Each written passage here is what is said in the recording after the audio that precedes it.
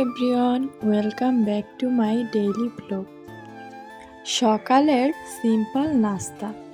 আর প্রত্যেকটা গৃহিণীর সকালের জাতীয় কাজ হচ্ছে সকালের নাস্তা বানানো। সকালবেলার ঝটপট নাস্তা হচ্ছে রুটি, ভাজি, ডিম পোচ। তো আপু সকালে নাস্তা করতেছিল, আমি একটু হেল্প করতেছিলাম। আমি আবার সামনে কেউ কাজ করতে আসে দেখলে হাত পা গুটিয়ে বসে থাকি না, আমি তাকে হেল্প করি। তো আপু রুটি বেলে দিয়েছে আর আমি ভাজতেছিলাম।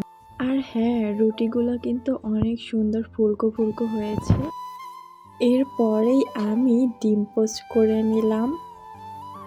অপর সাইডে আমার বোনের আলু ভাজি করাও ডান। দেন আমি একটা প্লেটে সুন্দর মতো রুটি, আলু ভাজি, ডিম ভাজা সাজিয়ে নিলাম। সকালের মিষ্টি রোদে আমার নাস্তা রেডি।